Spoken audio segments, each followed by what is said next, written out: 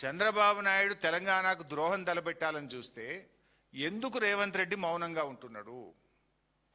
రేవంత్ రెడ్డికి తెలంగాణ సోయి లేకన, రేవంత్ రెడ్డికి తెలంగాణ ఆత్మగౌరవం లేకన, రేవంత్ రెడ్డి గురుదక్షిణ చెల్లించడం కోసమా ఎందుకు మౌనం వహిస్తున్నాడు అని నేను తెలంగాణ ప్రజల పక్షాన అడుగుతా ఉన్నా. ఇవాళ ప్రతిపక్షాల మీద అడ్డగోలుగా మాట్లాడేటువంటి రేవంత్ రెడ్డి గారు ఇవాళ పక్క రాష్ట్రం తెలంగాణ నీటి హక్కులను కాలరాసే విధంగా కుట్రలు బన్నుతుంటే నువ్వు ఎందుకు మౌనంగా ఉంటున్నావు?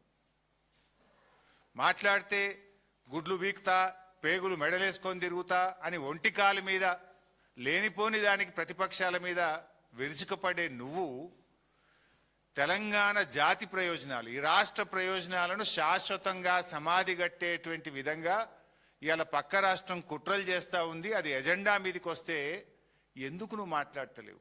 అంటే చంద్రబాబు అంటే నీకు అంత భయమా, లేదా గురుదక్షిణ భక్త్యా? ఎందుకోసం మాట్లాడతలేవు? ఇవాళ నేను ఏది మాట్లాడినా మీలాగా వేగ్గా మాట్లాడడమో చిల్లర మాట్లాడడం మాకెప్పుడు అలవాటు లేదు. This is the agenda.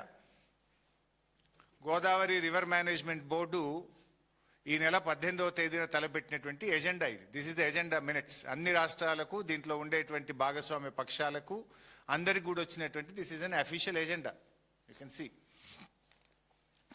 ఇందులో చాలా అంశాలు ఉన్నాయి, కానీ నేను కొన్ని అంశాలు రాష్ట్రానికి తీవ్రంగా నష్టం చేసేటువంటి కొన్ని అంశాలు నేను మాట్లాడదలుచుకున్నా. ఎజెండా నంబర్ 18.3.6 ఇది పేజ్ నెంబర్ వచ్చేసి 15. 18.3.6.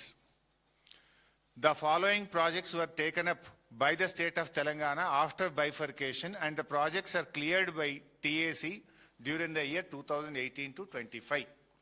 ఈ కింది ప్రాజెక్టు తెలంగాణ రాష్ట్ర ప్రభుత్వం రాష్ట్రం ఏర్పడ్డాక కట్టుకున్నది, వాటికి TAC అనుమతులు ఇచ్చారు. ఏంటి అవి? Kaleshwaram lift irrigation project 240 TMC, Choutupalli Hanumanth Reddy lift irrigation 0.8 TMC, చిన్న కాళేశ్వరం 4.5 TMC, చెనాకా కొరాట 1.2 TMC,